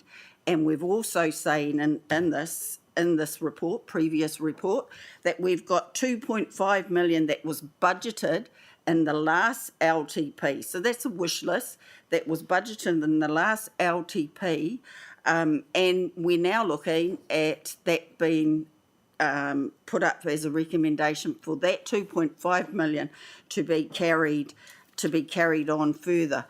So I think now is the time for us to be a bit more visionary here and to look outside the norm. We're saying that that money is here, so it's not that there is no money to cover this cost. Yes, there is a cost, and yes, the cost is not being brought about by anything that Porirua City has done. We accept that, but the reality is that we do need to look outside the square of how we can do. What's another solution? What's another solution for us? Something similar to I guess what the government of today did with the high costs of petrol and fuel. That was something that they knew was not sustainable for the people of Aotearoa. So I'm suggesting to us that, and to the council officers, to have a look at what else can we do, because even suggesting that this is going to happen 1 July, when in the paper prior to this you're telling us that there's 2.5 million that's budgeted. So budgeted is just tagged to something. It's not that Porirua doesn't have that pūtea. And one of my biggest concerns about what is going to happen is something that Mayor Baker alluded to. You know, people will just dump their rubbish. And I believe that that is exactly what will happen. And it's all very well for officers to say that, you know, what they've observed is that it happens for a little while and then it peters out. I can tell you that we have a cost on taking tyres to the tip. Now, that cost is too much for a lot of people, and I think it's either $6.50 or $8.50. So what happens? Our people go and dump it in the harbour, and you can every year that's cleaned out, and there's truckloads of tyres that get pulled out of the harbour. So what are we going to do? By putting up a 22 or proposing a 22% increase. And I read in your paper that this is because of your policy that it's 100% user pays. Well, the reality is you're going to have to change the policy, because who is going to be able to afford or going to use the tip with a 22% increase? Yes, you might get everybody boycotting it for a little while and they'll come back. But I would guarantee you that the outcome of this sort of increase at this time, and keep it in context, at this time, what's going on in our country right now, people can't afford it.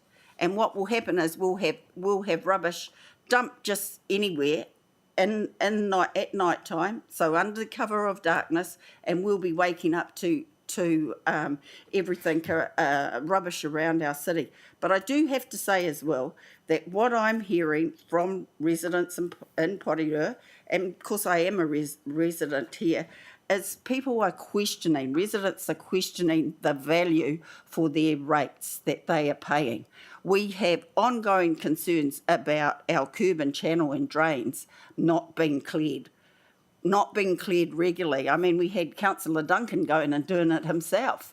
You know, these are things that the residents of Porirua actually see and value. We now have our flower gardens that everybody that visited Porirua would always comment on our flower gardens, and they've now been replaced with stones. So what is the vision for the city? What are we looking at? Is it always going to be about cost? And saying, just moving this down, that, oh, hey, all this cost has come up now, and so because of our policy, it's 100% funded by the users, we need to put the costs up. I implore you, because I'm telling you, there's no way I'm voting for this, and it is us four around the table that make this decision. And I can tell you that I am not going to vote for this, and I implore you to back me up. And let's just have our officers look for another option. Okay, maybe it might be for a short period of time. Maybe it comes back here in a year. But in a year, our economy might have changed. Things might have changed, but right now is the wrong time for a 22% increase. Kia ora. So I'll go to Councillor Duncan, then I'll go to Representative Allen. Yeah, look, I can't disagree with parts of your argument there, Porirua, Kelly, but the whole thrust of this is the government wanting to stop people wasting, putting stuff to the tip that can be reused, can be recycled, can be whatever, or just not used in the first place, not bought in the first place.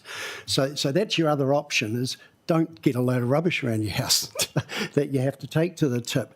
And as for doing these things around the gardens and things that you talk about, that's a dangerous practice, having our workers out on that road putting those gardens in, and that's a safety thing that they've gone for there.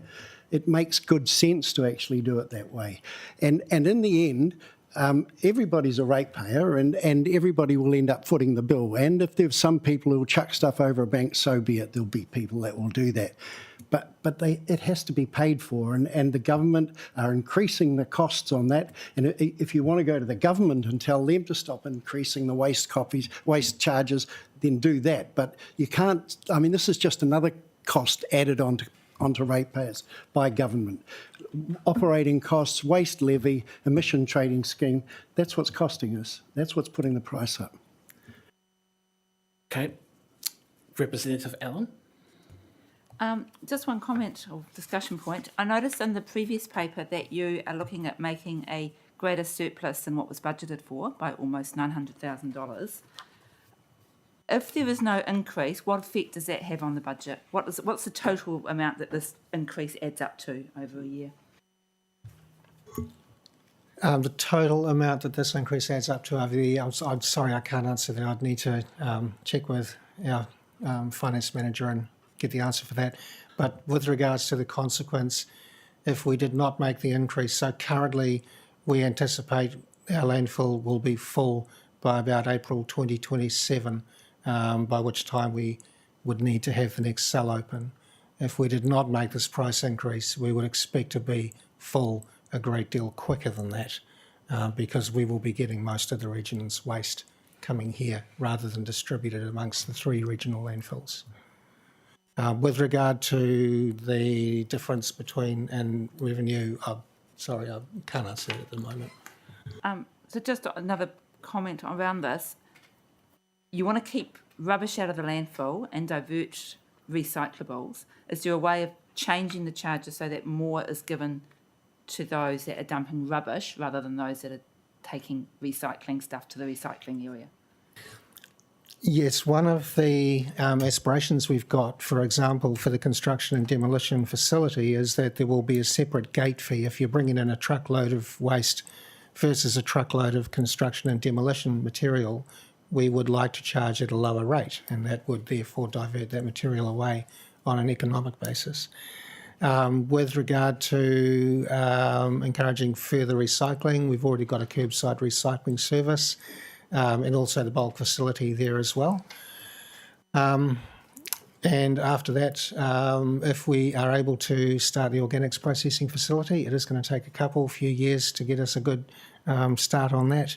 Then hopefully that would be charged a little less than the gate fee as well. The idea is to make the gate fee the expensive end and the diversion and recycling reuse facilities the cheaper end of what we do. I'm not sure, point of order. Okay, point of order.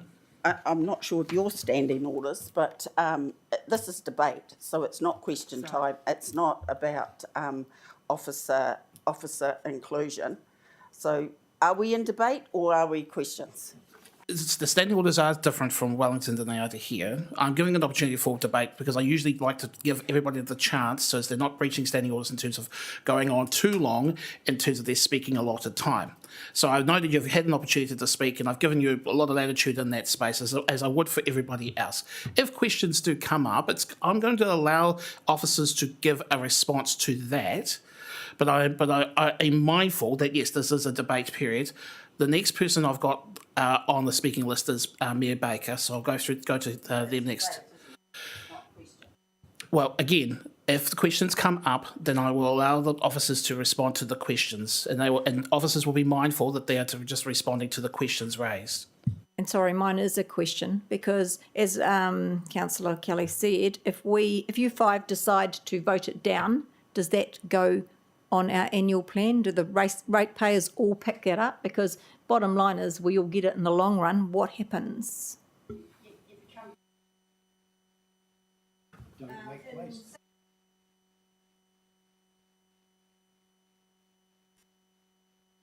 I'm going to just, again, we'll use the standing orders here to just demonstrate some decorum in terms of this part of the process, okay? Again, if we were strictly on standing orders, everybody would have an opportunity to speak, and that'd be their only opportunity to speak. So clearly that's not going to be the way I'm going to approach this. But if you want to have a debate outside of this room on the issue, that's fine. At a certain point, we are going to have a vote, though. Did any officers want to talk to the question that was raised by Mayor Baker? Through the Chair, if you don't approve the recommendation, it will go back to the full council as part of its annual plan deliberations, and it comes back to the 100% funding through fees and charges. If you allow me just to go a bit further, there are always unders and overs in the Spicer Valley financials, usually an over, but we're using that money for aftercare. So at the moment, you haven't got enough money, if you like, in a jam jar for when it closes to do all the aftercare work. So you want to be really careful about things like the government coming along with the waste levy and going, it is $30, it will go to 50, that's the bulk of it. And it's really going to have to be picked up by the general ratepayer. So your general ratepayer proposal at the moment is an average of 9.71% across Porirua. You'd be adding it on to the 9.71, the difference. And again, I'm not sure how you get through the breach of the revenue and funding policy.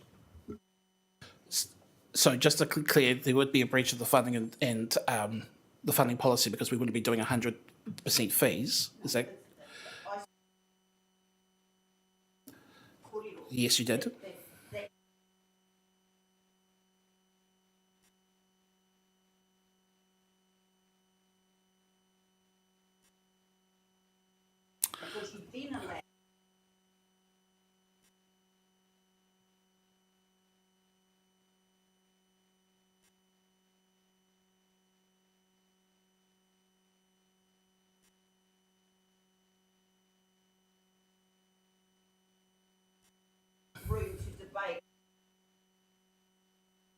I appreciate your point, Poe. It's a very important one. I also would like to make sure that we have an informed debate.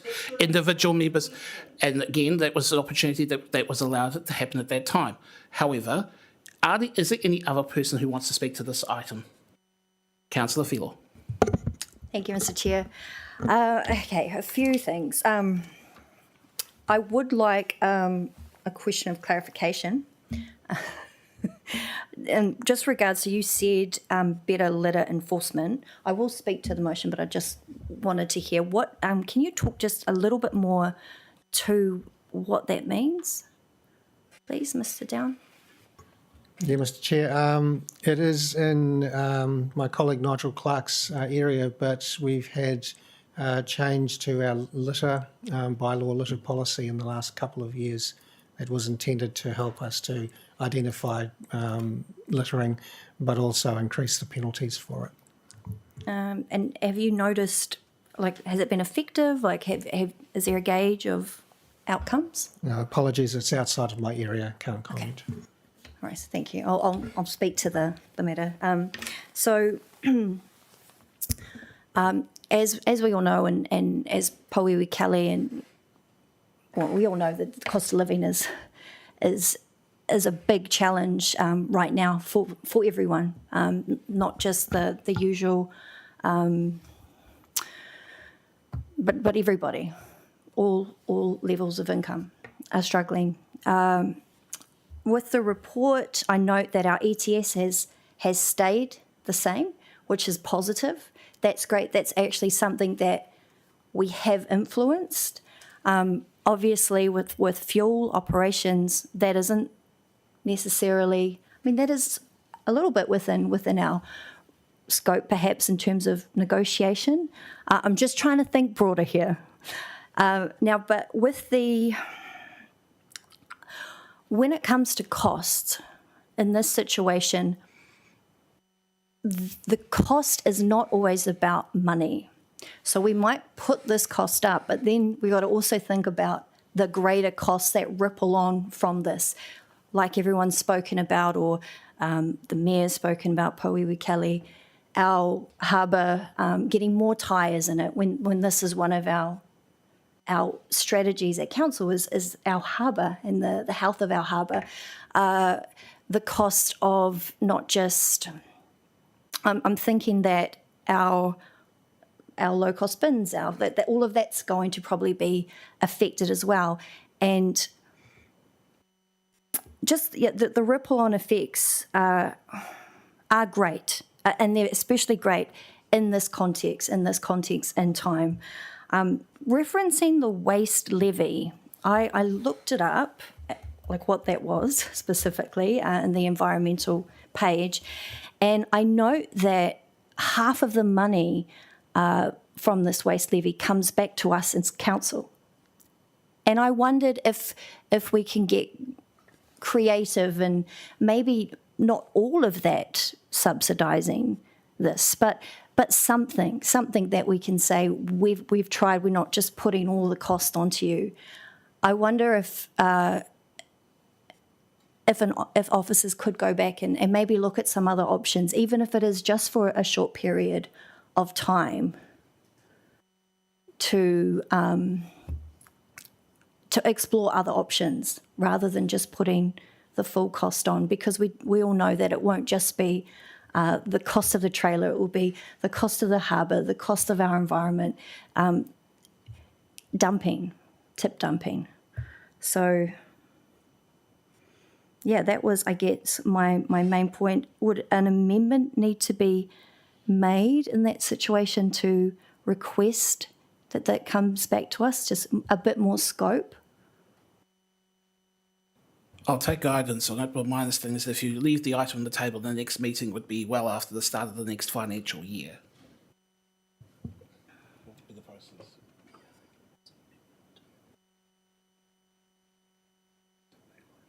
So it's a line on the table, would it not?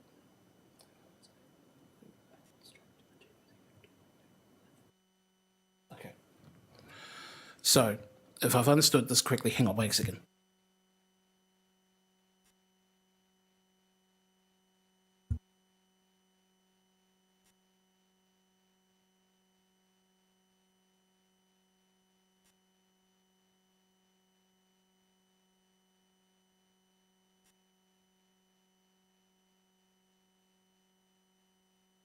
So you could put an amendment that would require the chief executive to provide information regarding what you're asking for the next committee meeting. However, I'm also just going to check out the rules around moving and seconding motions as well.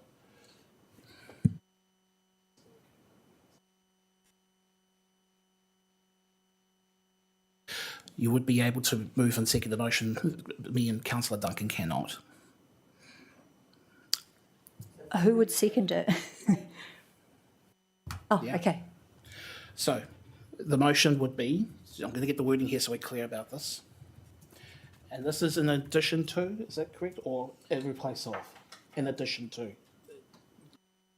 In addition to what is already on the table. In addition to, okay.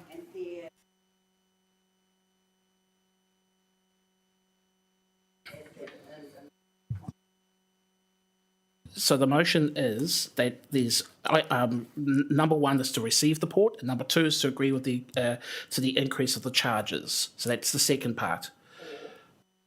You may choose to make an amendment to one of those two to that motion as it sits at the moment.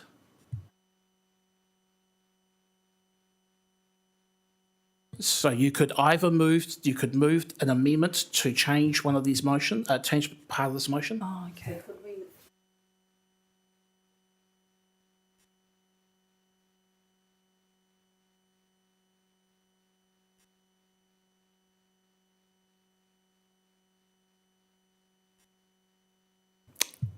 We put a recommendation.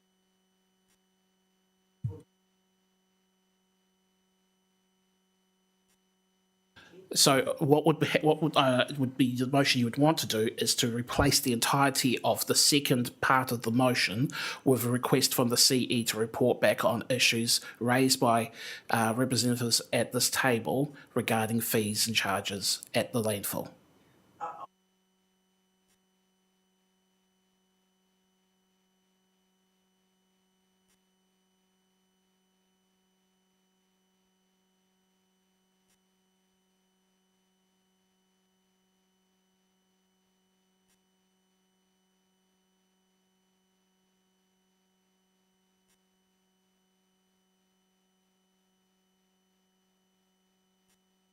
And taking in.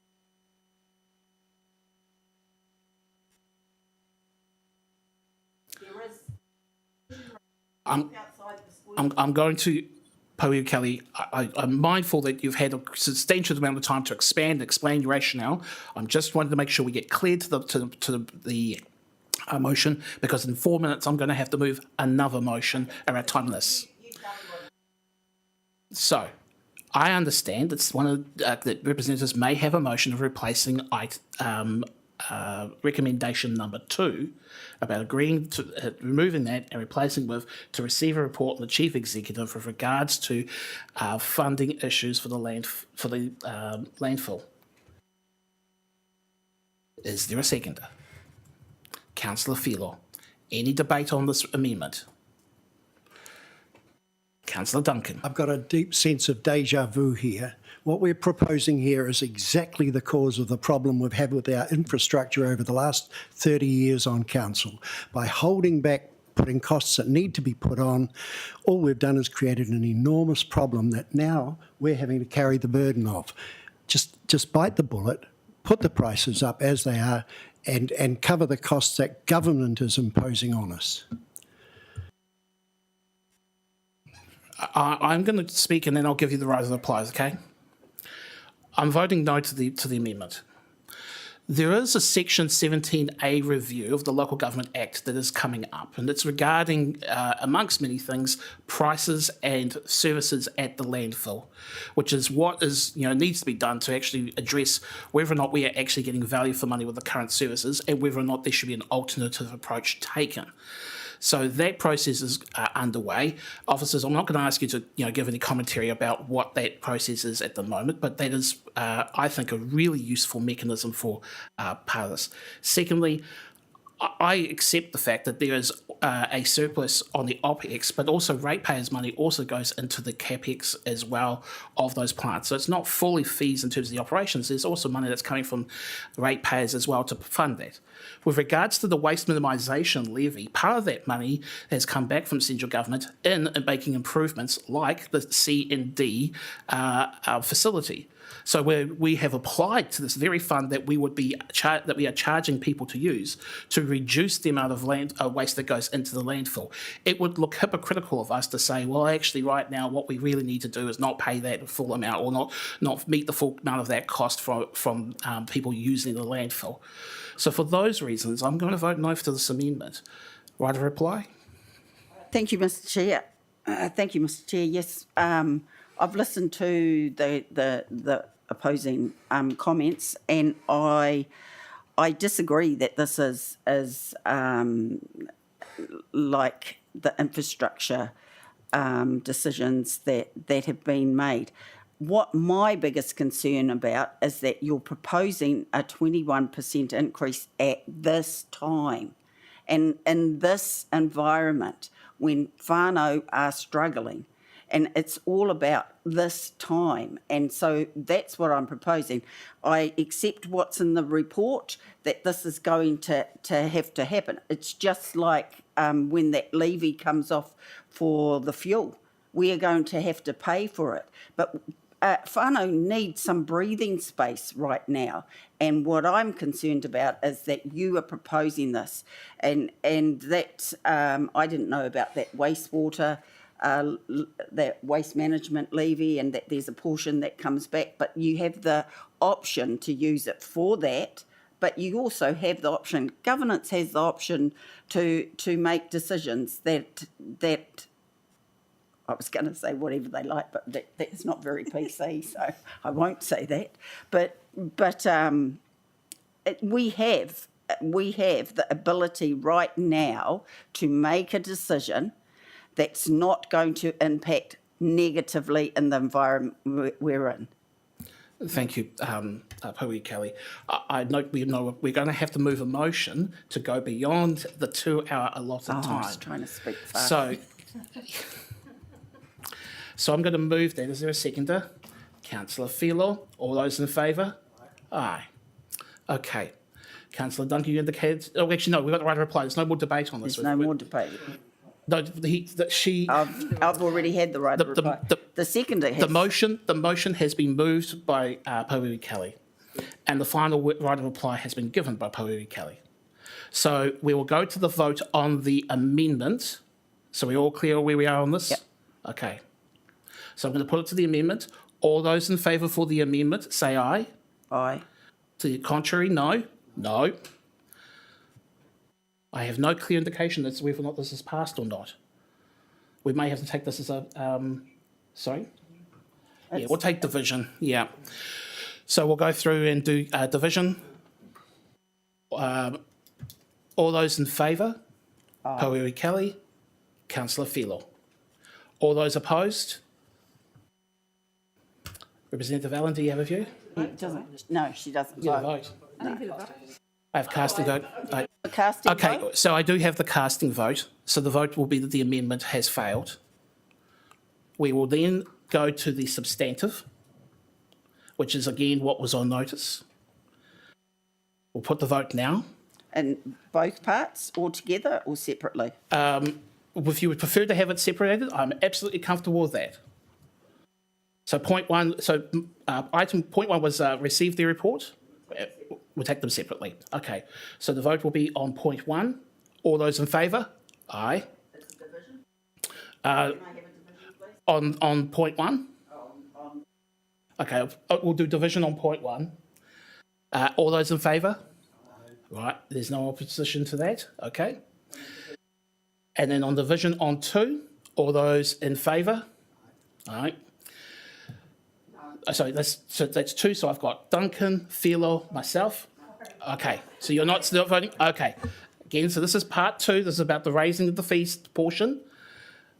Councillor Duncan, myself, a yes. No. Porirua Kelly, Councillor Philo. Again, we are tied. Casting vote. The motion is passed.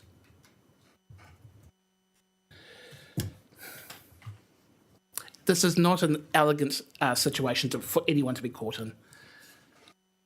And in the previous terms, this issue has come back again. And I look forward to officers' work on the Section 17A.